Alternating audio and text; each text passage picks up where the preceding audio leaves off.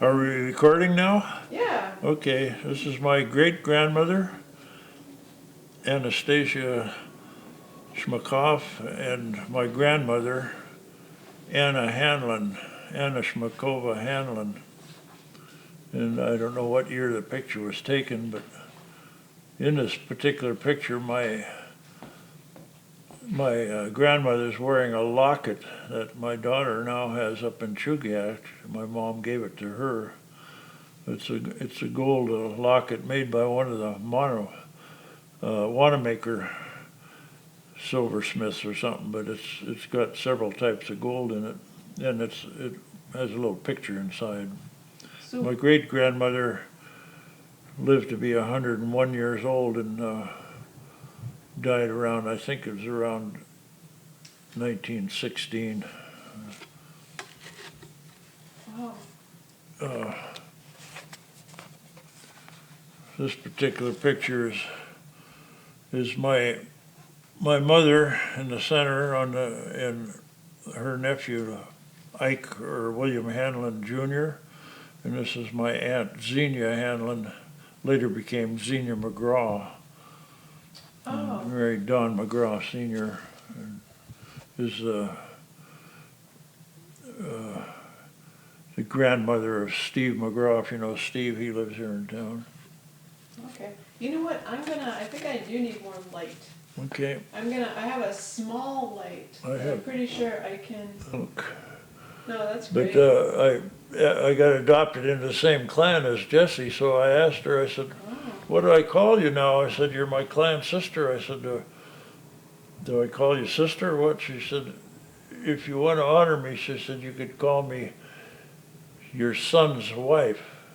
See, John Young was a child of the Chukanady. So technically he'd be my son, even though he's much older than me, because I'm a Chukanady male now. And so he was a Koho, but he was son of Chukanady. So, and his wife would be his shut, shut. So I said, would be I call you Yeet to shut? No, she said just Yeet shut. Yeah, and so that's what I called her, and then she would tell her granddaughter and stuff, well, this is the only one that calls me that. He honors me that way. Aw. Yeah. Yeah. That's so amazing. Yeah. Yeah, and it was also it was we were, I don't know if I was let's see, so I'm gonna. By the way, this first picture I showed you is a Merrill picture. It's one that Sergei Kahn is going to use in his new book, he said. Is it a picture, is this book about Merrill's photography or something? Isn't that what it was? I guess that's what it was. Yeah. Because he asked me for permission to use that. He took a picture of when he was here, Yeah. No, in particular, it's a book of his photos of Tlingit people. Uh-huh, okay. Yeah. Yeah.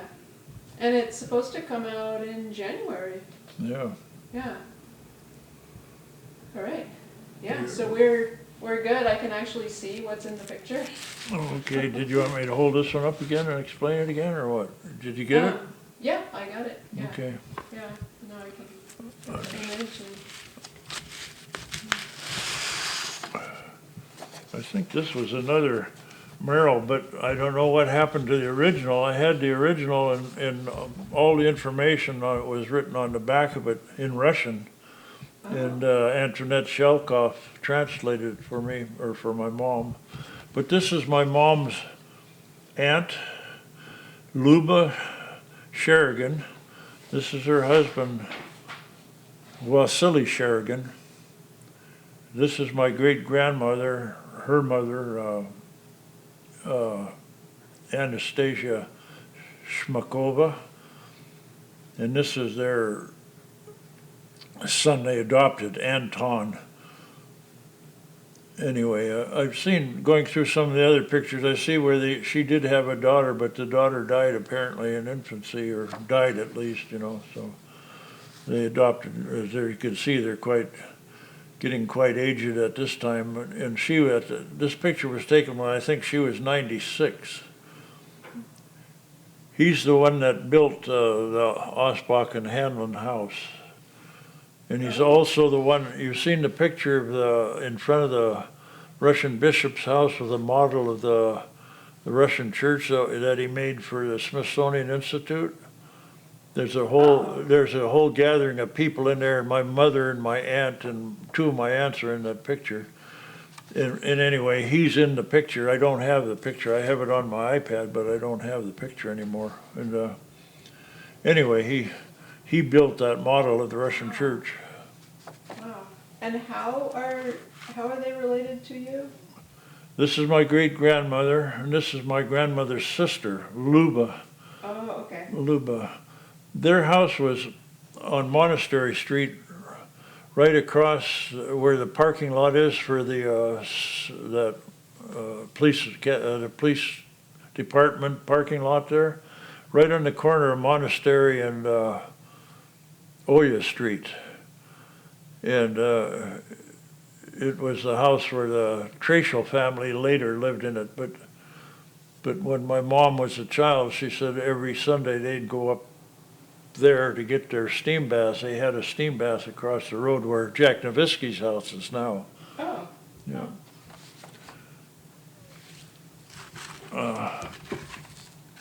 Get some of these large ones out of the way. There again is my mother and her sister Xenia and their dolls. All these pictures were taken before 1910 because my mother got sent to Ohio to go to school when she was 10 years old.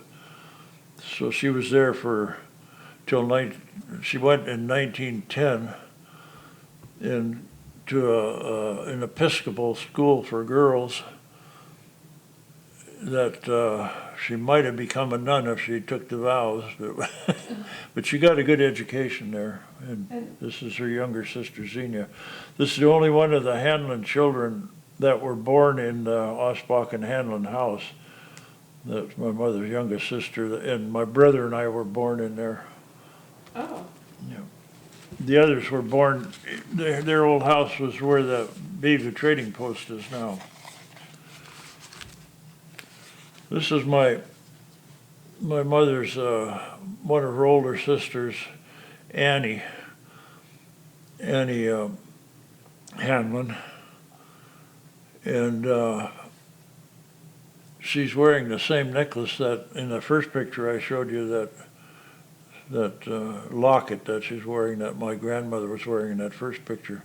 But she died shortly after this picture was taken. I think she was like 16 years old. She died in 1908 of tuberculosis.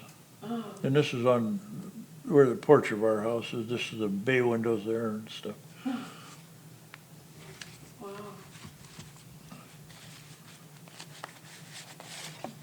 These are really faded here. This is her as a younger, you know. This is my mother's sister Annie. I don't know if that'll show even, it's so faded, but. Yeah, yeah. Well, then I'll go back and take, just a straight, This is one of my mother's oldest sisters, Elizabeth. She later was Elizabeth Van Horn, married Ned Van Horn, and was the mother to John Van Horn, Fred Van Horn, and there was a big Van Horn family used to be here. Wow. Pretty girl. Yeah. This is my grandfather, John George Hanlon. He was born in England and came here in the Navy. I think he was serving as an ensign on the Wachusett. And then after he left the Navy, he stayed here and became a deputy U.S. Marshal until he died in 1909 of a heart problem. But his name in England wasn't Hanlon, it was Hillings. And for some reason or other, I don't know if he change his name to get into the Navy or what, but somehow he switched it to Hanlan, Hanlan, and then later Hanlon. So anyway. And you were saying, and so that was related to, when he died, you were saying that May Mills, had the idea to send your mother? Yeah, my grandmother was doing housework or cooking or something for May Mills, and so she decided that my grandmother shouldn't be raising these kids without a husband. And my mother's older sister, Elizabeth, was already going to nursing school in Seattle. And so my mom and her younger sister, Xenia, were at home. Her brother, Nicholas, was working up in the Chichikov mines. And my grandmother raised my cousin Ike Hanlon in the house. So anyway, yeah, May Mills arranged for my mother to go all the way to Ohio to go to school. Yeah. This is another, my aunt, my mother's sister Elizabeth and her brother Nicholas. I don't know who these other two guys are, but it doesn't identify them on this picture. Oh, it does too. Nels Bredrick is this one. Oh, okay. Yeah, Nels Bredrick. The Bredrick family was here for a long time. Or they're building that store is right across from the White Elephant, right? Yeah, right. That was Bredrick's store there, and where the double-decker used to be, I guess, huh? Wasn't it right along there somewhere? Somewhere. Yeah. Yeah. In your book that you gave me, there's a nice picture of the double-decker that I appreciate having, because that's where my grandmother and her family were living there at the time of the 1870 census. Really? Yeah. Wow. Yeah, there was over 100 impoverished Russian Aleut subjects living in that building at the time. Yeah. Wow. Yeah. Yeah, that must have been so frightening. This is Elizabeth, my Aunt Elizabeth, with, I'm not sure who the girl is in the sled. I can't read it. Anyway. This is my mother's older brother, William Richter Hanlon. His father was actually my grandmother's first husband was from Prussia, and his name was Frederick William Richter. And this was, my grandmother was only like 15 or 16 years old, and Richter was like 40. Wow. And anyway, they got married, and this is my uncle William Richter Hanlon, who was born here in 1879. His birth name was Wasily Richter, and then when my mother, after Richter died, and my grandmother married Hanlon, John Hanlon, he adopted him and changed his name to William Richter Hanlon. But he's my mother. He's the one that, when Forrest was interviewing me, I said a lot of the stuff I learned on gathering foods from the beaches and stuff was from him.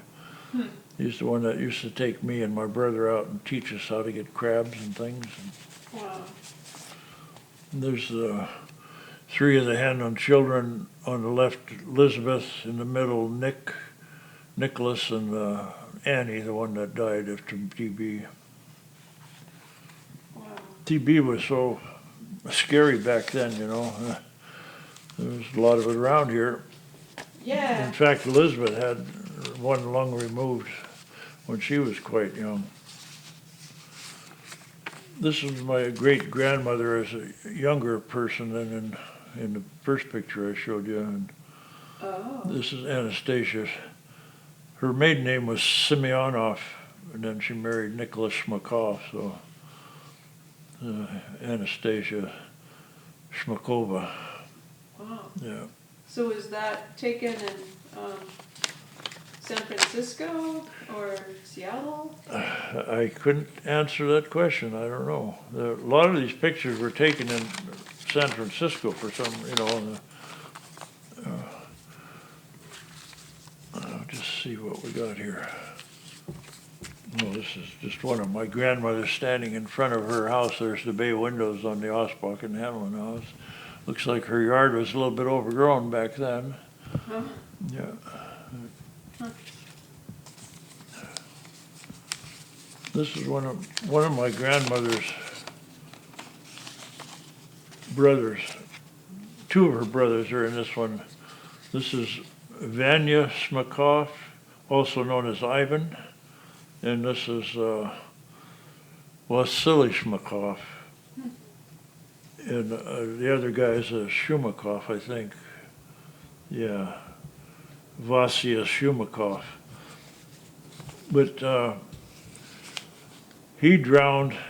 Oh no. He drowned going to Silver Bay in an overloaded skiff. He drowned in Swan Lake. In 1877, he shot a goose and swam out to retrieve it and drowned. Wow. Yeah, so we got drowning in the family, I guess. What was the one brother doing in Silver Bay? I'm not sure. It just said he was heading out to Silver Bay in an overloaded skiff and Wow. sunk. And he was married and had a child. Let's see. This is another picture of him, I believe. Yeah, this is him. So which- And his sister identified him as Ivan, sister of, or brother of Luba. Anyway, I don't know where that picture was taken. I have no idea. And what was that brother's name? That was Is Vanya, V-A-N-I-A, or it's also Ivan. I guess that's the Russian for Ivan, I guess, okay. because, And he drowned in Silver Bay. yeah, drowned on the way out there. Wow. And he had a wife and a child, and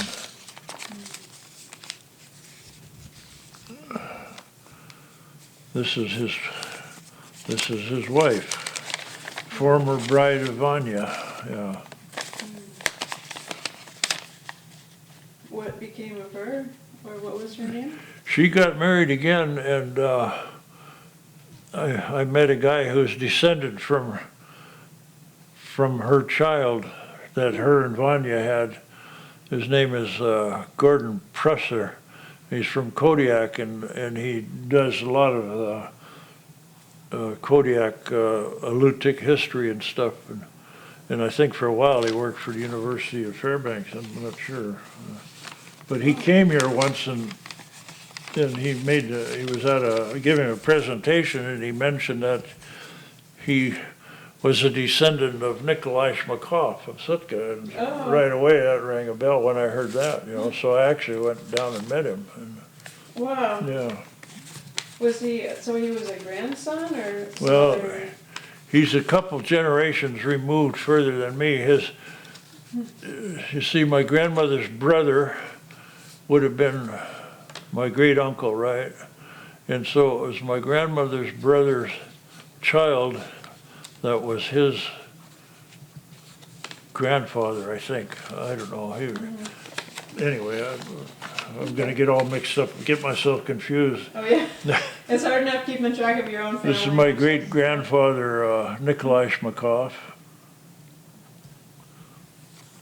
And he was one of them that was hired here in Sitka by Lieutenant Zagoskin, the Russian lieutenant that was given the chore of mapping the Yukon or the Kuskokwim Delta and going inland from there. So he was told to hire 5 Creoles, which were, Aleut or Russian mix here in Sitka.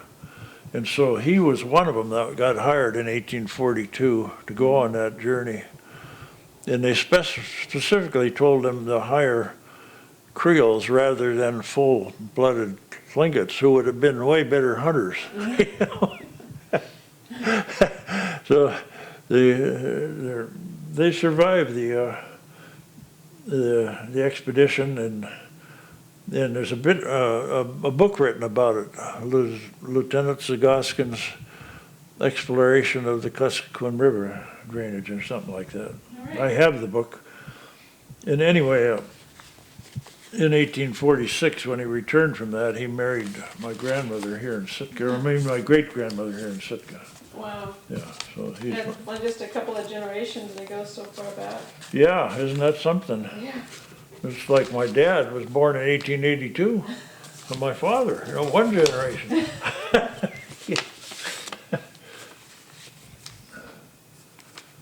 Okay, this is my Uncle Bill, William Richter Hanlon, but like I said, his birth name was Wasily Richter, and this is his brother Frederick, both born here in Sitka. And Frederick, they were both adopted by John Hanlon when he married my grandmother. And Frederick, around in the late 1890s, he was sent to Russia with a group of others to learn to be Russian priests, study for the priesthood, and later my mother, when she came back from Ohio, there was a letter that he had written, and he was living in a place called Krivoy Rog in Russia. And he had like 5 or 6 or 8 children, something like that, was Whoa. destitute. He was teaching English. And then my mother, he was due an inheritance from John Hanlon's sister in England.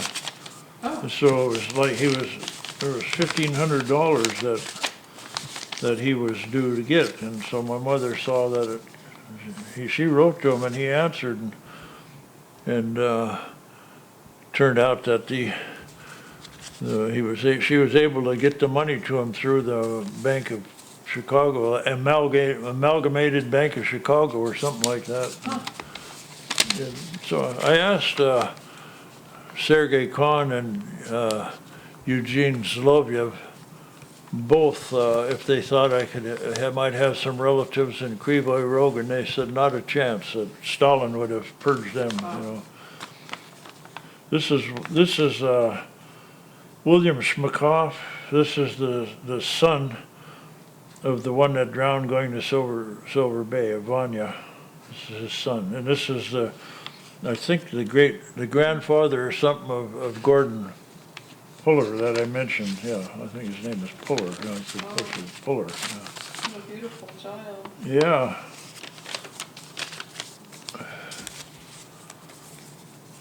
And this is the one that drowned in Swan Lake. He was going to the Russian seminary here in the Russian bishop's house. Oh. And he's the one that, it was in 1877 when he drowned in the lake, so he wasn't very old. And anyway,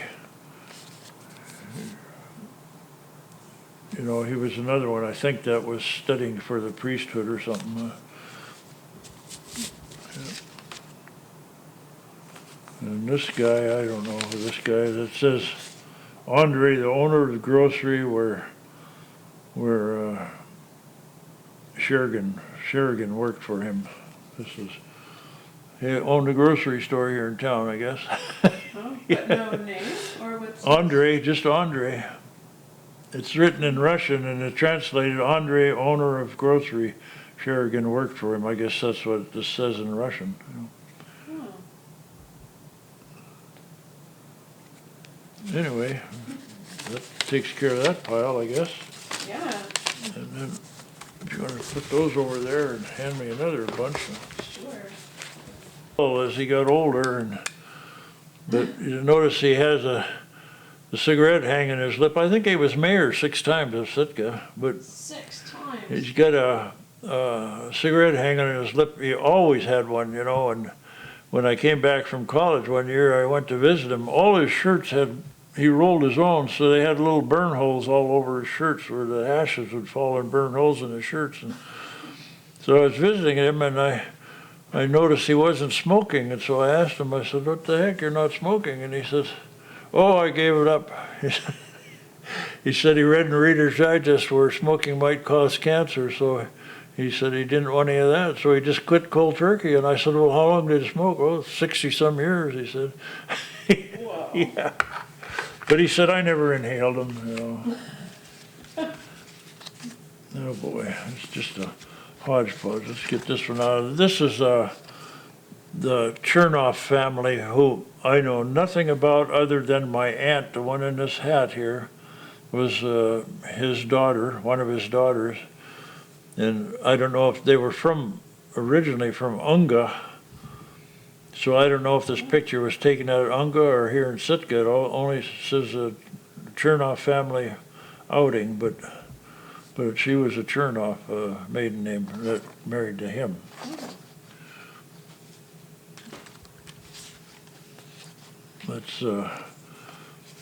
This is kind of a dull picture here, but you probably recognize some of these names. This is in my aunt's house, his house, and this is his wife there. And I don't know what the occasion was, but all these people in here are of Russian Aleut descent, I think. This is Annie Hope. She's one of the Tracial daughters of Catherine Tracial. She was married to D.A. Hope, a barber. This is my aunt Elizabeth Van Horn, was married to Ned Van Horn. Lizzie Lindquist, who was married to Nicholas Lindquist, who grew up here, you know, and Marie Brightman, who became blind in her older age, and her daughter Louise Brightman, Catherine Chernikoff, and that's my mother there. And I have no idea what the occasion was, but it was certainly some reason to get together, I guess. So where was your uncle's house? It was right at the corner, you know, where Dick Sunday built the Sunday building there, right on the corner of Lincoln and Lake Street. Oh, okay. Right. I don't know what's in there right now. Yeah, the building right on the corner, that's where my uncle's house was. Oh, okay. Yeah, you know, there used to be two streets, one on each side of the stream coming from the lake. Oh. And that was all covered over during the urban renewal in the 60s, I believe it was. But on one side of the stream was Lake Street, which was a whole group of houses on both sides of the street. And on the other side of the stream, was going right up alongside the Moose Club there, was Pesteroff Street. And that's where the Tracials, John Bart's house, Hope's house, Sarvella's, just a whole bunch, Al Brookman's house on that Pesteroff Street. And then when they did the urban renewal, they just tore down all those houses and covered the stream over.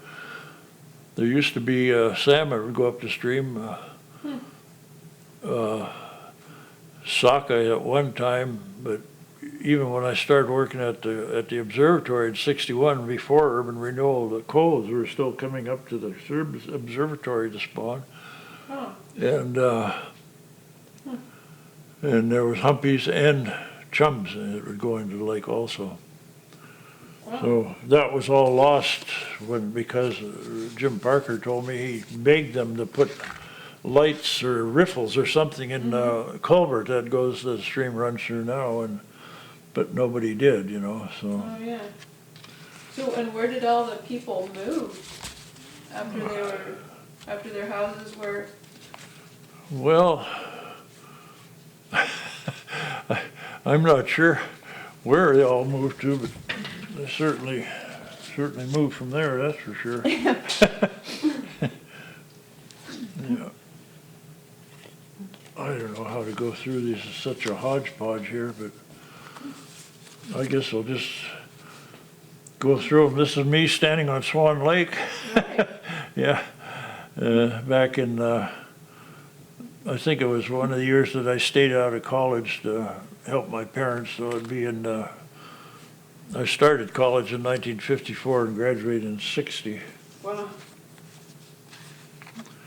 It's a birthday party for my brother, and you'll recognize some of the names. This is me here. Darlene Mitchell, Lyle Keene, Richard Brookman, Edwin Osbakken, my brother, and Chuck Trachel. Wow. Yeah, and you see there's the Russian orphanage building in the background there. Yeah. Yeah. It's the same party here, except this one you can see this guy is Butch Burke, and our next door neighbor in there.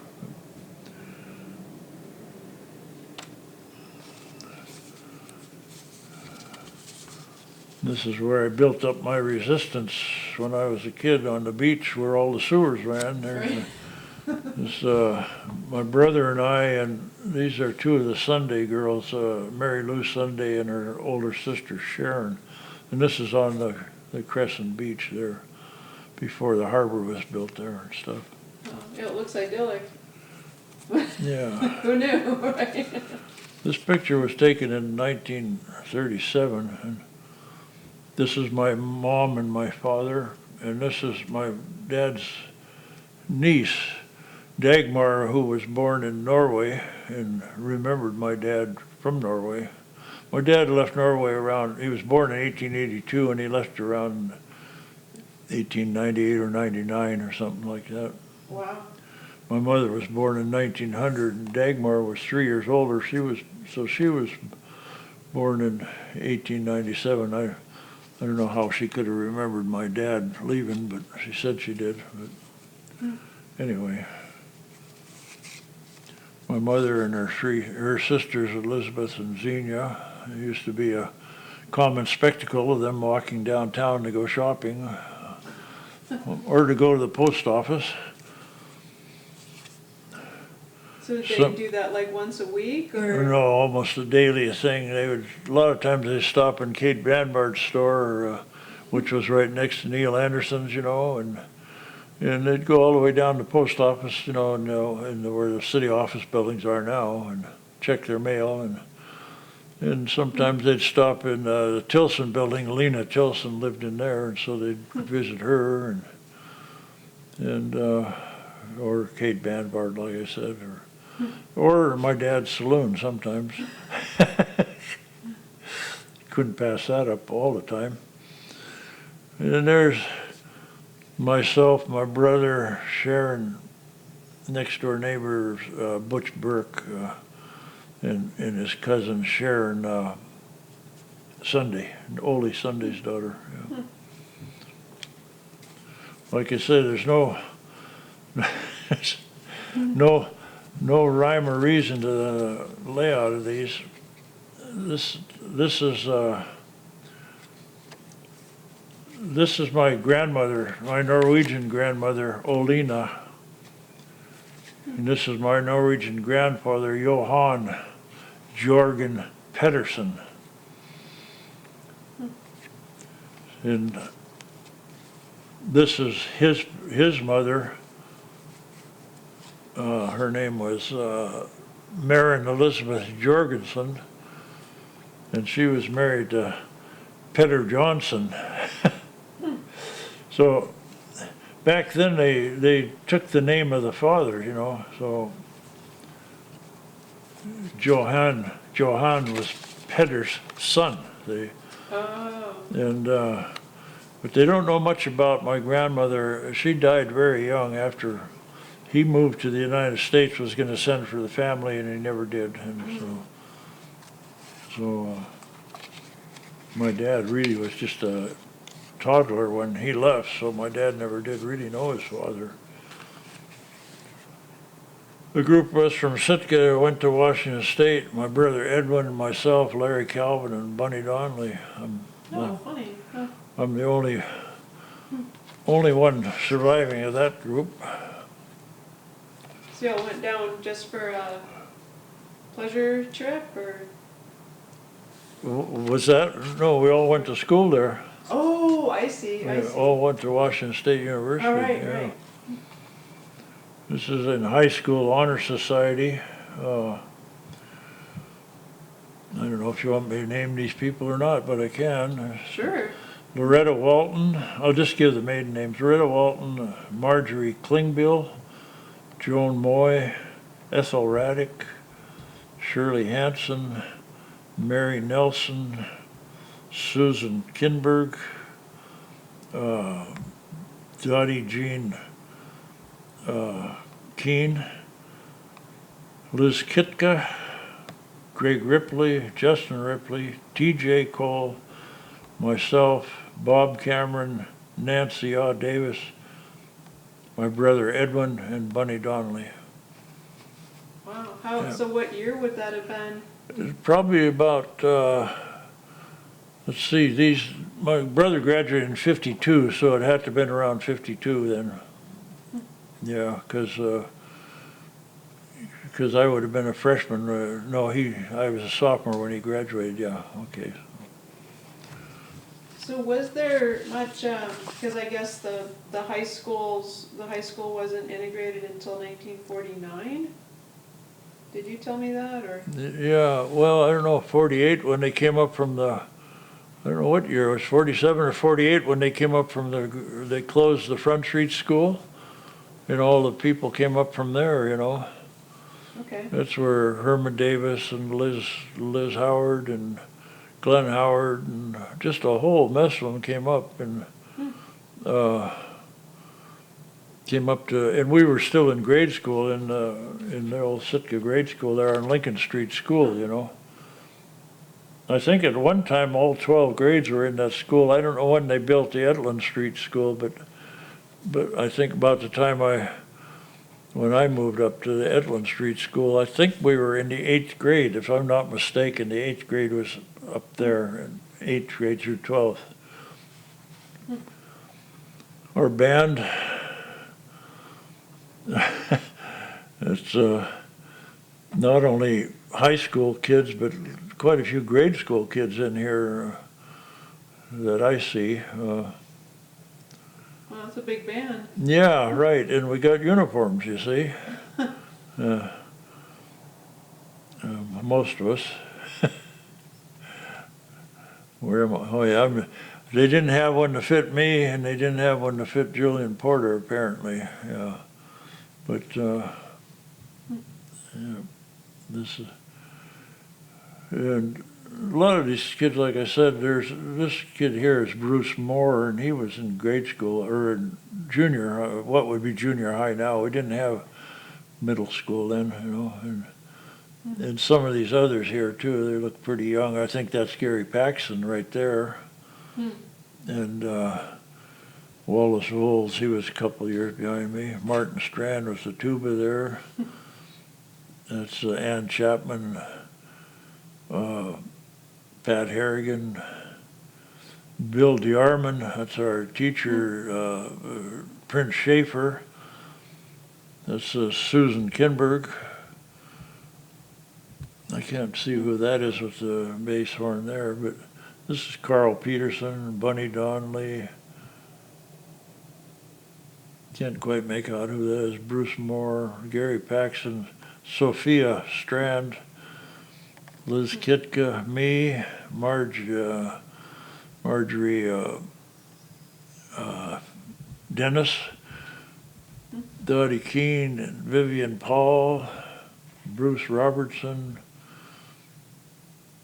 Can't quite see who that is by him. That's, I think that's Lynn King, but I'm not sure. It's Dottie Keene, Julian Porter, Justin Ripley, not sure about that.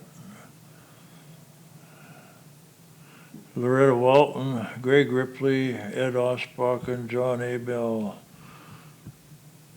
Can't tell who that is. This is Dickie Betcher, Mary Nelson, Ida Mae Hunter, Nancy Yaw, Bruce Robertson, David Rhodes. Wow, Yeah. I'm impressed. Yeah, That's amazing. Yeah. I can recall all his names. This is our team from this was my first year I played in basketball. This was my sophomore year, and this was, our coach was Dwayne Ungstead. There's Lyle Keene was our manager.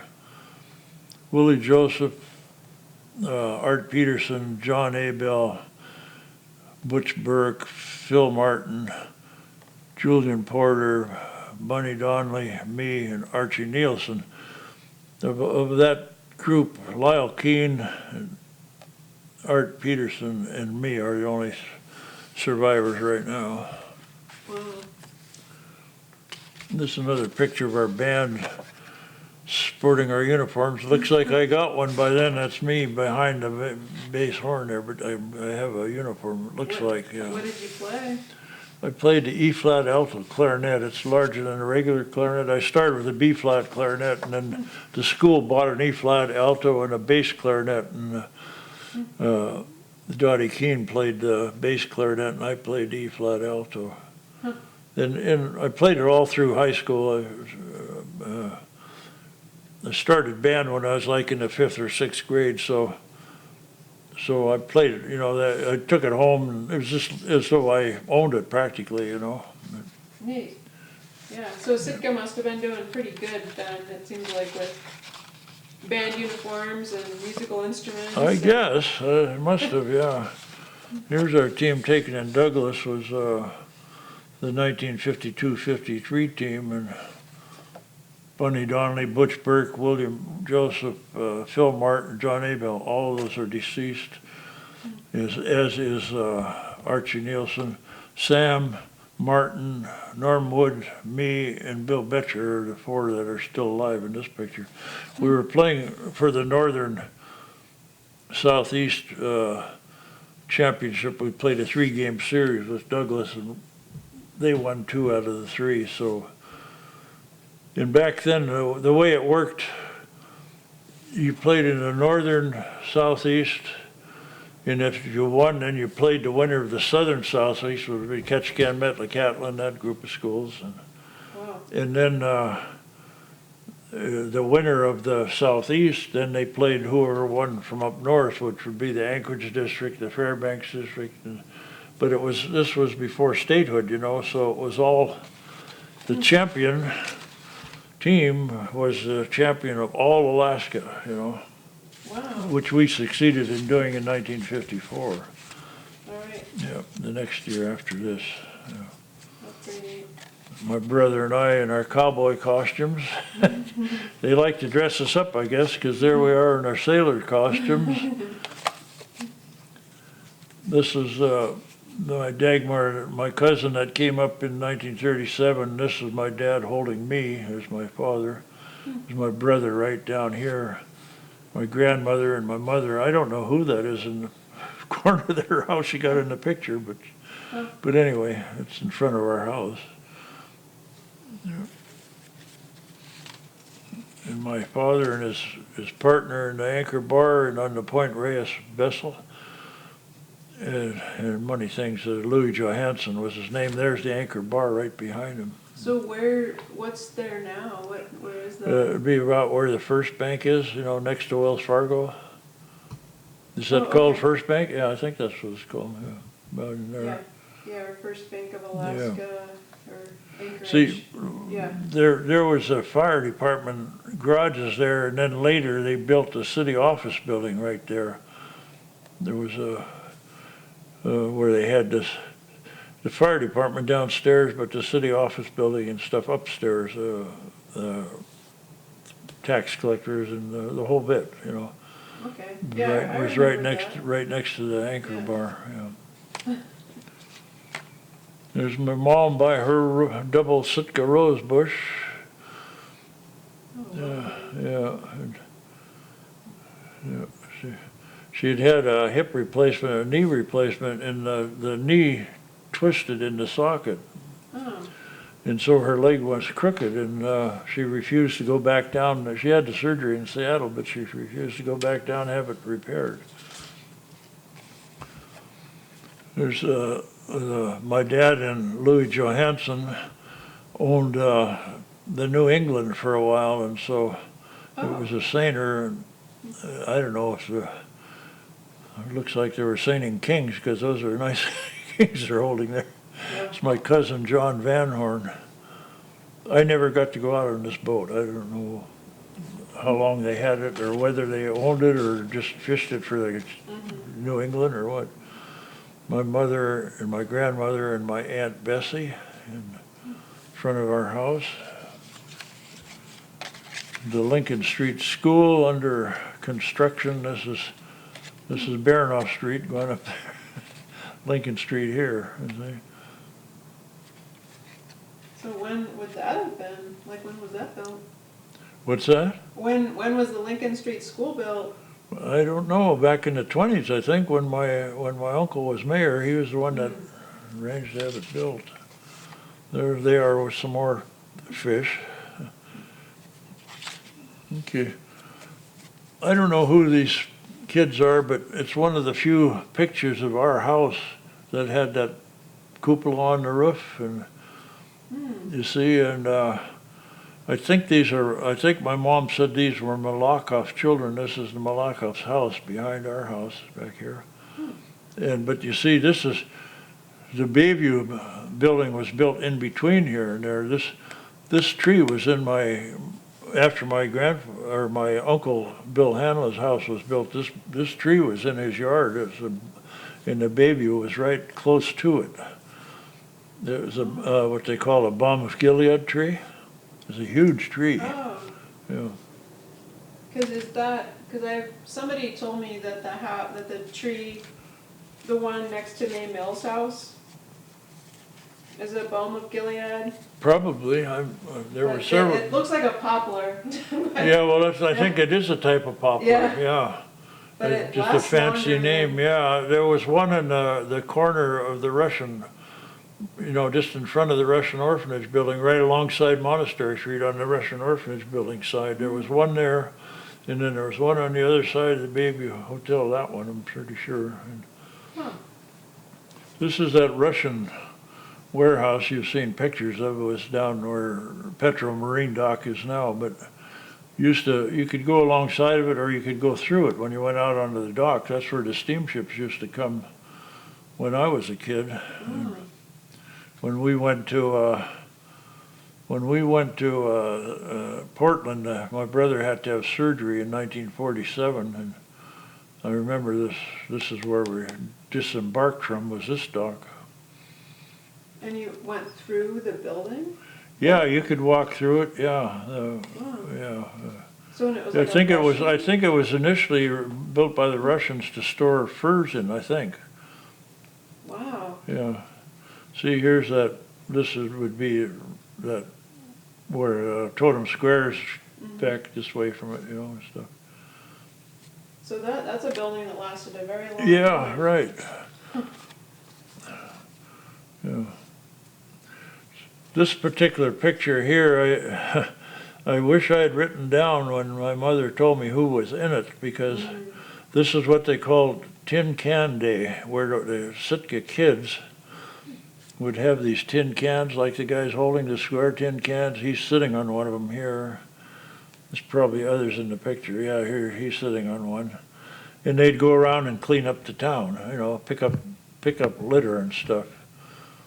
And that's officially called Tin Can Day.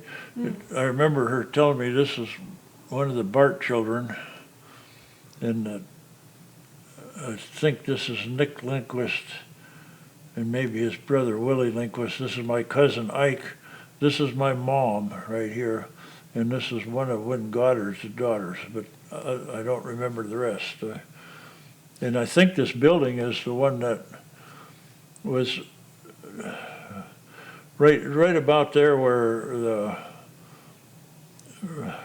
Cathedral Arms? No, it would be right about where the creek came down from the lake. I think it was the Salvation Army. I think it was one of the mills had this building first, and then they, I don't know, this almost looks like here. I'm not sure what that is. I'm confused on this, what building that is. I should have asked my mom more closely. But anyway, Tin Can Day. That's, I'm not sure if that's a Merrill. I think it doesn't say. There's me and Ed dressed up again, this time in suits, I guess. Russian cemetery used to be a thing of beauty at one time, didn't it? Wow. Yeah, that's the Russian cemetery, Sitka, Alaska. What are the triangle things? I'm not sure what that is. It's just like a little roof over that cross, it looks like. Because this is the, the regular Russian cross, or maybe just something to keep the rain off the top of it or something. Yeah, he did it on this one too, here. Probably just to help preserve them a little, I don't know. That there were a lot of tombstones there that had cherubs and angels and stuff on them. I don't see any of those in this picture, so. But it was well kept back then. My uncle and my cousin took on the job of catching the live deer to stock Kodiak Island with its deer herd. And so here, these are live deer that they have tied up here. Looks like they have 4 of them there, and that's my cousin Ike Hanlon, or William Richter Hanlon Jr. And they used to, I think I explained to Forrest, that they would put a dog ashore on the island, small islands where they knew there were deer on, and when the dog would chase the deer into the water, then they'd just come in a rowboat and catch them and lasso them or something, or hobble them.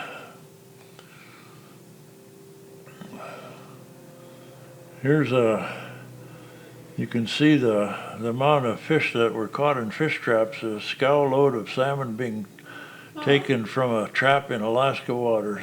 Yeah. That's a lot of fish. Yeah. Yeah, That's insane. Yeah. This is, I think, the first helicopter I ever saw. Did something, and it brought something to the ball field there, and this is the old grandstand here.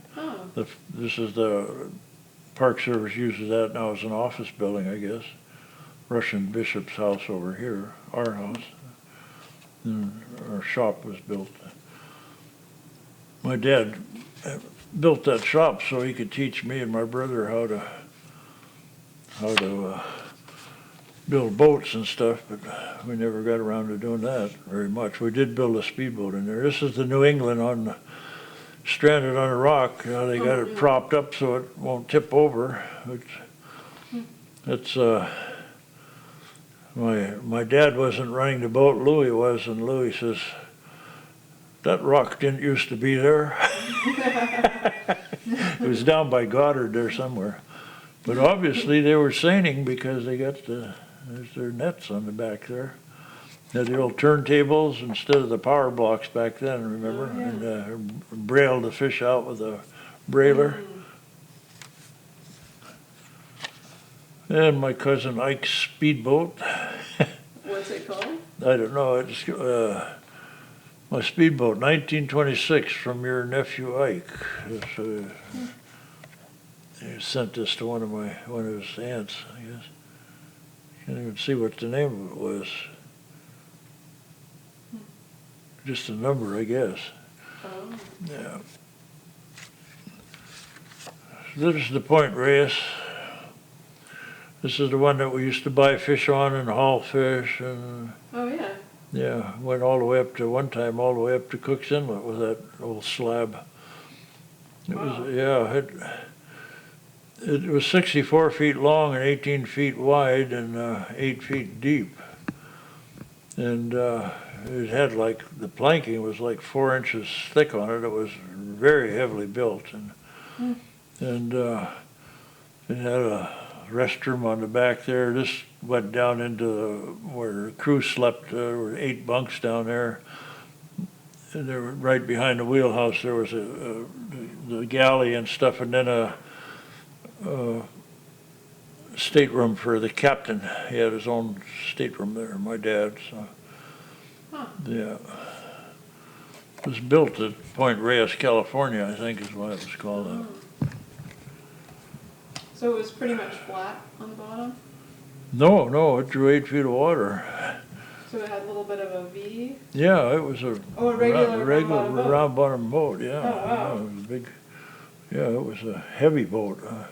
Had an Atlas Imperial engine in there that, to start it, you had to start a gasoline-powered engine that ran a compressor to build up enough air pressure to turn the Atlas Imperial over to get it started. And in those Atlas Imperials, there were a lot of the moving parts were on the outside of the engine. It was huge, you know. It was about as tall as a person, and with all these moving parts that had to be oiled periodically, you know, otherwise they'd go dry. It didn't.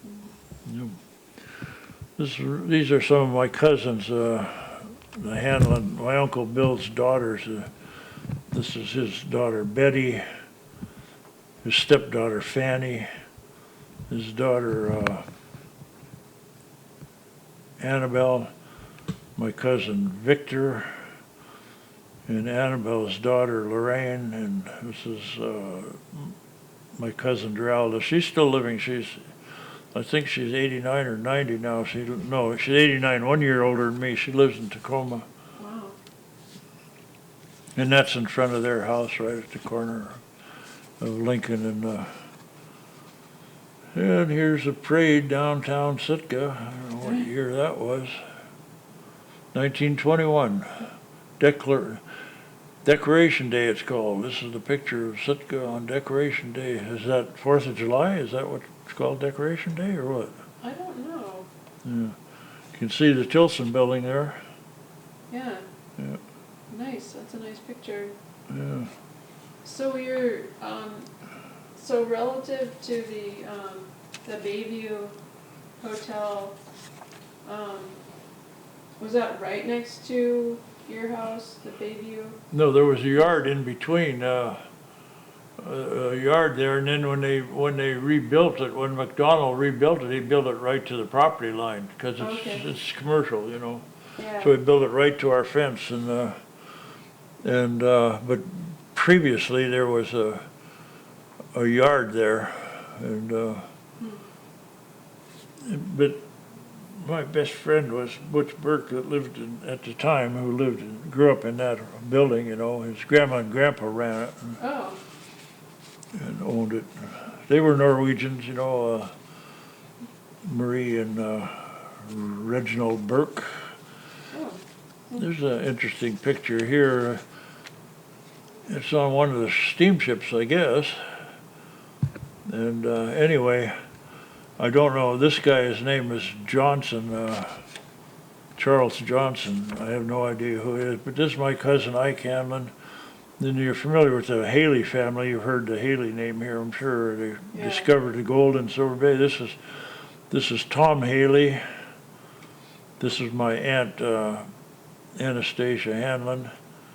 This is Julia Haley, Charlotte Morgan, my Uncle Bill Hanlon, and Charlie Haley. Oh, yeah. How about that? Yeah. And the Haleys used to own all that property where Arrowhead Trailer Court is and stuff. But after when these elder guys died, their sister, Charlie's daughter, and them had moved up to Anchorage, and they didn't pay the taxes, so somehow Kacheri came along and got a hold of all that property. It was all Haley property at one time. When I was a kid, there was a couple old log cabins there. There's my cousin Fred Van Horn clowning around like he's holding the building. That's when it was sitting on the rock. These are the people off of the Russian ship that came here. I think it was 1947. It says February 10th, 1947, and on a Monday, stopped at St. Michael's Cathedral.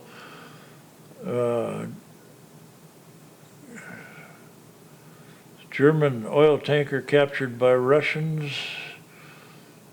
Cool ship Miesen in Sitka Sound, Russian crew. This is the Russian crew on the Miesen. This is my uncle here. This ship anchored out there, and my mother and my uncle were asked to come aboard to serve as translators, and so we went and we ate supper on the boat. It was really neat. Of course, none of the Russians spoke English, but I think they even had women in their crew. It looked like, you know. I don't recall. I was 11 years old, but I remember distinctly being on that ship. You know. Huh. Yeah. Oh, that's pretty cool. Yeah. It was kind of cool. You know.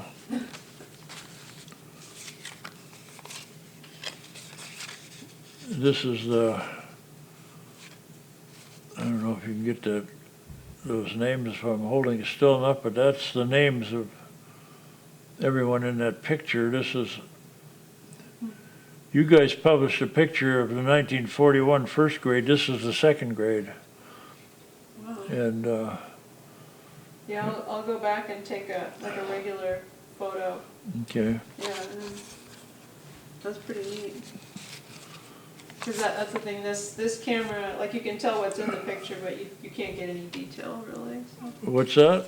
With the movie camera, it's Yeah. You don't get a lot of detail, so I'll go back and take a sharp picture with my little camera. Yeah, some of the names that I know on there was my brother Edwin, Wally Ganty, Chris Diedrichson, I don't know that girl's name, Chuck Trachel, Wake Anderson, and their teacher, I forget what her name is. This is Loretta Ott. No, in the middle row, that's Art Peterson. I forget who that is. Jimmy Price, Richard Brookman, Gerard Rogie, Charlie Anselm on the end.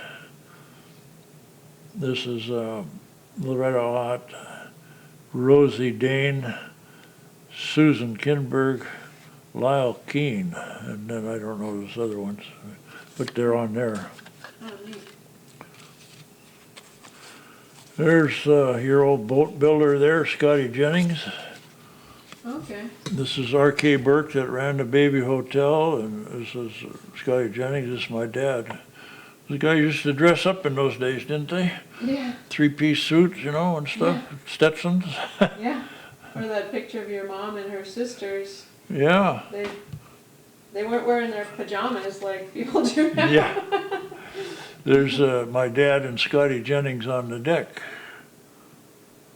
I mean, on the steps of our house. On the, what am I saying? Deck. On the steps. Yeah. So they were. So was. He was a good friend. One in the bar business. And he sold his share in the anchor bar to my dad. I found that in those records I have over there, and.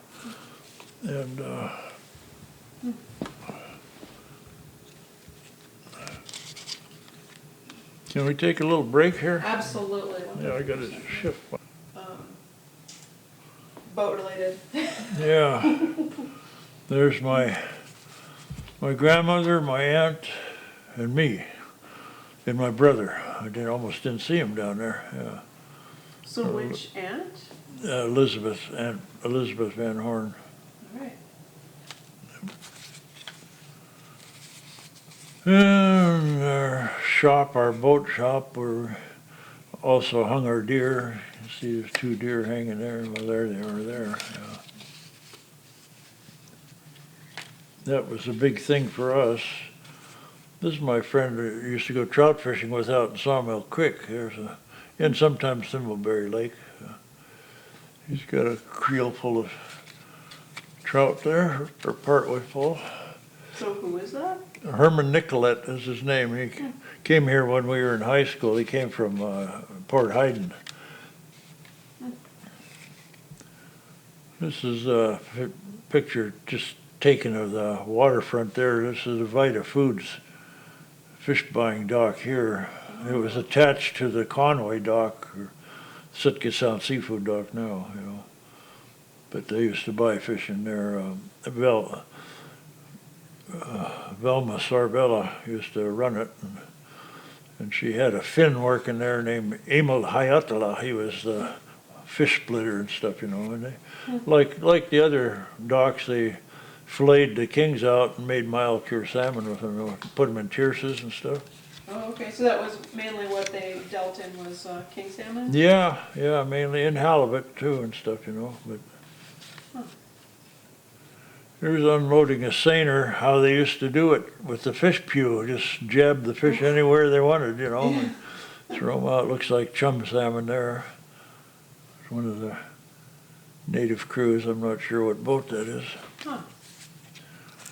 There's that old grindstone, and my uncle there with the cigarette in his mouth as usual, and I don't know who the guy is with him there. I'm not sure who that is. And I'm not sure where those houses are in the background either. Don't recognize any of them.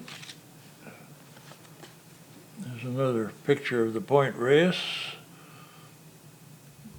You can barely see the name on there, but it's so dark. Yeah. And there it is again. Oh, yeah, it's a nice looking boat.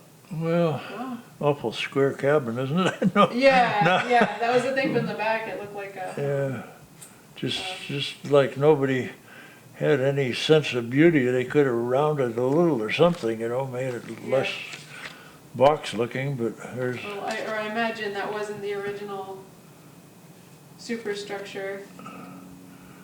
Well, you know, a guy bought at a garage sale, he bought a sailor's kit, a net mending kit or something, a sail mending kit.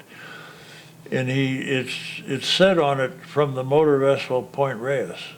Oh. And so he was in California where he bought it, and so he traced it and got the name of the owner of the, and so he wrote to the city here, wanted to know anything they could tell him about the Point Reyes. So the city passed it on to me, because the guy knew that my dad had been skipper on it. And anyway, I wrote to him and told him everything that we did with the Point Reyes and what happened to it and all that. And then he sent me pictures of it being launched. Whoa. Just the hull. It didn't have the wheelhouse or anything on it. Didn't have the engine in it yet. And so, you know, but he had a whole bunch of information on it. And I gave that all to the Historical Society. I had 2 copies of it, and I gave one to the guy that had bought it off of the Point Reyes off my dad. His name was Bob Hall. And he was living in Port Angeles or Squim or somewhere. And so I sent the one copy to him. And the other one I gave to the Historical Society. Now, I don't know what they did with it, you know. Well, I'm sure that's the kind of thing I'm sure they've still got, yeah. Yeah, there's the cowboys. This is on the steps of the old hospital that was down there on the parade ground there, where the Pioneer Home is now, I guess. And my aunt, Anastasia Hanlon, my grandmother, Anna Hanlon, her name was Katie Dixon, and I forget her name is Travis, I think. Mary Travers, yeah, in the background. I don't know why I even have that picture there, but... So that was so it was in use as a pioneer home at that point? This was, I guess, because that old lady up there, my grandmother never lived in the Pioneer Home, just visiting, I guess. Place to sit in the sun, I guess. I don't know, something. Here's my brother and Bill Betcher on the steps going down to Blue Lake. There were 500 steps there to go down to the lake from where the parking lot is up above, you know. Of course, the lake was a lot lower, you know, before the dam was built. So, yeah, we used to go there. There was no road up there. We had to walk the trail all the way up and then go down those steps to fish in the lake. But we used to do that. And this is the Sawmill Creek down near the Paxton Industrial Park. and the bridge had washed out, so for a while to get across the creek, we pull ourselves on this cable. It had a pulley on it, and you could sit on a cross piece or something and pull yourself across on the cable. This was that guy, Herman Nicolette again there. I don't know what that house is in the background, maybe it's a caretaker's house or something, but. Oh, right, for the electric plant, or? Well, yeah, the old powerhouse was still there when we used to, see, we'd walk upstream and you could walk right through the powerhouse, but I'm not sure if that's it there that we're seeing there or not. But I don't remember that house, the other house there. This is Wasily Sherrigan that I showed you on the one that built my mom's house, or my grandmother's house. And there he is by his boat, the Nikolai, and it doesn't say what year. It just says Wasily Sherrigan with his boat, Nikolai, yeah, Nikolai. Did he build that? I don't know if he did or not. I wouldn't be surprised, but it's pretty much obvious it's named after his father-in-law. He's married to Nikolai Shmakov's daughter, Luba. So I imagine he named the boat after him, I would guess. I don't know. It's a common Russian name, Or probably a saint as well, right? Or, what's that? and probably also a saint and. Yeah, oh yeah. But if it was a saint, they would probably call it the Saint Nikolai, I would right. guess, but I don't know. Here's my third grade class. Me, Bobby Hunter, Albert Brookman, Joan Lawrence, Janet Summers, Virginia Allard, Catherine Johnson, Mary Lou Sunday, Pat Martin, or Patty Dane, I mean, Harriet McDonald, Richard Rands, Jackie Willett, Carolyn Anselm, Carolyn Isaacson, Greg Rogie, Bunny Donnelly, Bonnie Cameron, Nancy Yaw, and Bert Strom. Wow. Yeah, Wow, that's amazing. yeah, there's a few of us are still alive. The only one still living here in town that's in this picture besides me is Patty Martin. Oh, okay. She lives up on the Indian River Circle there, He was here in September. He came to visit first time since he was here since 1947. Whoa. Yeah, and Nancy, of course, Nancy has moved up to a Pioneer home in Anchorage. Yeah, she's actually going to be here at Christmas. Oh, okay. She's taking a big trip on the Columbia. All right. This gal here, Janet Summers, she ended up marrying the first man to run a 4-minute mile on North American soil. And she was going to Oregon, University of Oregon, and he was an Australian that was going there. His name was Jim Bailey. And the first person to run the sub 4-minute mile was Roger Bannister. And a month later, an Australian named John Landy, who later became governor of Australia or prime minister or something, he bested Roger Bannister's record. And so this Jim Bailey was going to the University of Oregon, and they arranged to have Landy come over and run a race against Bailey in San Francisco because they thought Landy would be the first to ever break the 4-minute barrier on North American soil. And Bailey won the race. He ran it in sub 4-minute mile,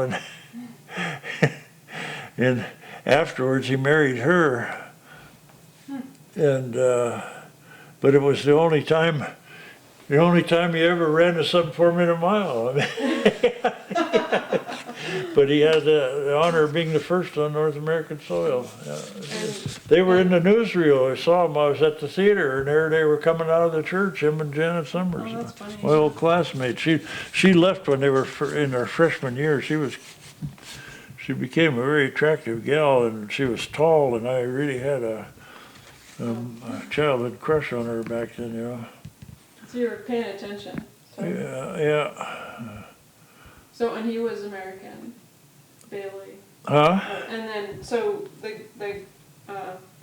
so Jim Bailey was American. No, he was Australian too. He was Australian, going to University of Oregon. Oh. Yeah, and he had established a name for himself in Australia as being a good runner, and so they needed somebody that was competitive against John Landy.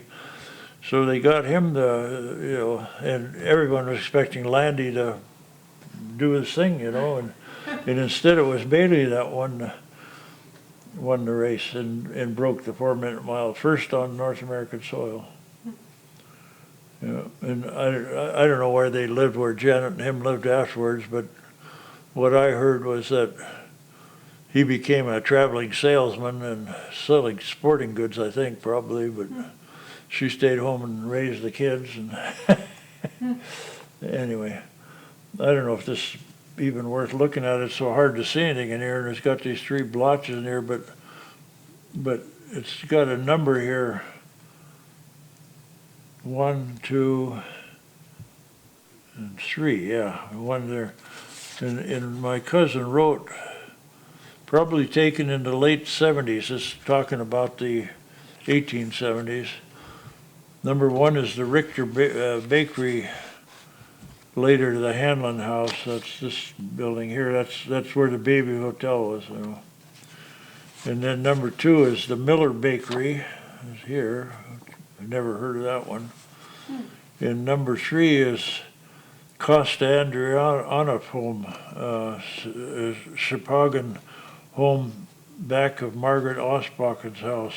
And then this flume, it says, is carrying water from the Swan Lake to the sawmill, and for the Sitka sawmill. This was way before the Columbia Lumber Company, that's for sure. There was a Russian sawmill there at one time, yeah. But it's a poor picture, Yeah, but that's probably the only photo ever taken from that view. Yeah, yeah. There's a blow up of the Point Reyes. Wish I could see who those people were in it, but I can't.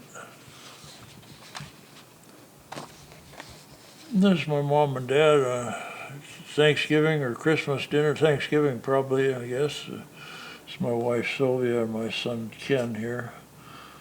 My dad was doing the honors of carving, it looks like. So where This was in the Sitka Rose Gallery house, right? This is our dining room, was right as you come in the front door, and then off to the left were all that was our dining room. And it had this old oak table that had about 6 planks you could put in it, to extend it. Because when I was in kindergarten, my mom would drop me off at kindergarten at Baranoff School, or Coots, and then keep driving around the corner, to go to the Sentinel. Mm-hmm. And I tried to follow her one day. I tried to go where, like the car went, and I ended up in front of, your parents' house, and crying because I didn't know how to get to the Sentinel. Oh. And went in and your mom used that phone, to call. Oh, that phone on the wall there behind her? Oh, yeah. So I just remember it being right inside the door. Yeah, it was just off to the left. The door would have been right over here, and came in. The living room was on this half of the house. So it would have been like 1970, I guess. Yeah. There's the skipper at Point Reyes, my dad. It's a nice photo. Yeah. Somebody else was standing here. I don't know who it was, but But yeah, I think Richard Raddick gave me one of the Raddicks. This is when Larry and I flew into Hasselberg Lake and came down the Hasselberg River in inflatable kayaks. And yeah, it was came down from the Hasselberg Lake to Angoon, you know. Came out through Mitchell Bay and out through the Kootsnoe Inlet there and to Angoon. It was I forget how we flew into the lake, and then we thought we were the first ones to come down the river, and then we found out that Hasselberg himself had come down at once in a big skiff. Oh. There's waterfalls and stuff there, you know, that you have to navigate. This our first power vessel, the certificate award of number to an undocumented vessel, and it was 1948. It was a 14-foot, 5-foot beam, 1-foot draft. The name of it was the Wee Two. This is my brother and I. It was a Rhinell, 14-foot Rhinell with a 7.5 horse Wisconsin air-cooled engine in it. You know. Oh.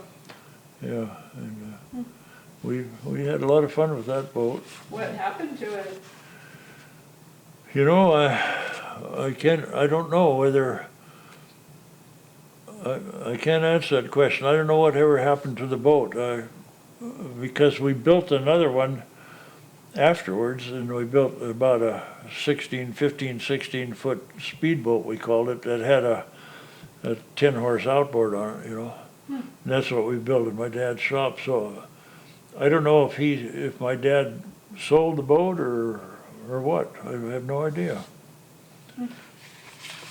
Because I ended up with, I think it was a Rhinell, but it was, like a wooden, little wooden tender. Yeah, this was that what this was. It was a 14-foot, and it didn't have a cabin or anything, just a little covered deck in the bow, you know, and place to sit and steer, you know. Oh, okay, yeah, no, the one I end up is just a little, it's a, small, yeah, I guess it's. There's our All-Alaska Championship, 1954 All-Alaska Championship team. Yeah,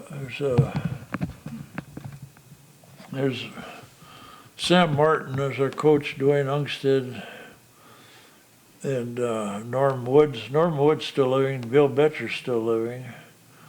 Abel's deceased, Donley's deceased, Kinberg's deceased, Kenny Kirkman's deceased, Jim McBrayer, he's still living, I'm still living.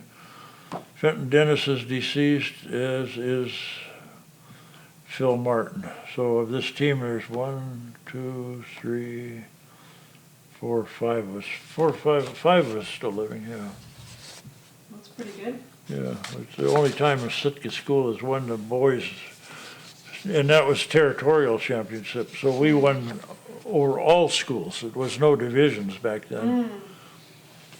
Steve Brown was an expert on Tlingit and canoes in general, wooden canoes, dugout canoes and stuff. So he was giving a presentation and used one of my canoes with the people in it for Nice. advertising the lecture he was to give. You know. My shamans. Yeah, I hope people weren't disappointed when they came and. And there's my boat that I trolled with, hand trolled with. It was a bayliner, 25 footer, 25 and a half feet. You know, trolling outside of somewhere there, I'm not sure where. But caught a lot of fish on that boat, yeah. I did quite well hand trolling, actually. Oh boy. There's the old Bible school. You've seen this one before. Yeah, and you have, and you gave me the list of, list, yeah, and I numbered it all, and I drew little outlines around everybody, and I think my mom still hasn't put it in the paper. I'm gonna have to get on her. Just like it was a lot of work. couple identities I've made since that I talked to you, I think. And one is this girl here. Her name is Kathy Mae Dixon. And this guy, I think we misidentified, said it was Terry Nelson. It's Lyle Keene. Lyle was here, and I said, how come you're not in the picture? He said, you are. I am. And he pointed himself out. And this is Georgia B. Price, which I thought looked too old to be her, but she was here and told me that's her, so I can't dispute her on that. Wow, that's amazing. But of these kids, Ken Cameron lives here in town, Wayne Richter lives in town, Ronnie McLean lives here, and me. There's 4 of us that I know of in this whole picture. I don't know all these younger ones here. I don't know all of them. A lot of them are still living. I mean, Mickey Adams is in touch with Sam Martin often. Wow. But anyway, you probably saw this one too, Mercantile. Tom Tilson's General Mercantile Store. And where was that? That was right where the Tryon Building is. Okay. Yeah. I don't know that guy. This guy's his last name was Drysdale. I can't think of his first name. This is Willie Lindquist. Tom Tilson, owner of the store. Teddy Johnson, one of the Johnson sons that later had a reliable transfer. This guy is Trigby Trigstrom, they called him. This is his father-in-law, Henry Dahl. And this was Wally McDonald, a very well-known person here in town. You know, but yeah, I was kind of. Was he with the boat building out here? No. He okay. was. I'm not sure what Wally did other than work in the store and stuff, but he was very active in stuff like baseball and things here in town. You know. This is a picture that I got from, I think from Juneau. I spotted it in a book called Hakustii, Our Life Stories. You know, they were featuring the life story of this guy here, whose name was Paul Liberty. But when I saw it, I recognized right away that there was my mom and my aunt in there. Oh, neat. This is my aunt Anastasia Hanlon, married to my uncle Bill Richter Hanlon. These are her kids, these first 4. This is Annabelle Hanlon, Hazel Hanlon. This is Fanny Panamarkoff by her first husband. She was married to Panamarkoff before she married Hanlon. And this is her son Ike Hanlon, or William Richter Hanlon Jr. This is my mother. And I don't know who this girl is. This is my Aunt Xenia, my mother's younger sister, later Xenia McGraw. And this is my grandmother right here, Anna Hanlon. Neat. Yeah, and I think that's George Coster Maitenoff. This is Paul Liberty. This is, I think, Sergei Kwan said this was Father Anton or something. I'm not sure, but and I don't know the rest. I wonder what the occasion was.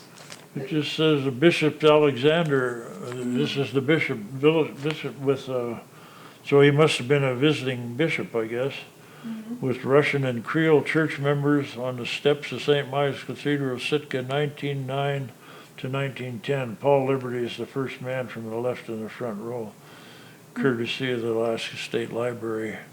It's a Vinny Koroff photo. In the coral. Yeah, that's interesting. Yeah. I took this out because one time this lady came to Sitka and she interviewed my mom. Pioneers of historic Sitka, Alaska, yeah. And so there's my mom and dad, and there's a picture of Sitka in the old days in 1969, I guess it is, yeah. Anyway, it's an interview with my mom, and it's in the Real West magazine. Neat. Yeah. So I guess that's about all. Oh, that's it? Huh? That's it? I don't have any more pictures there. I have other pictures, but I didn't bring them all out. Oh, yeah, no,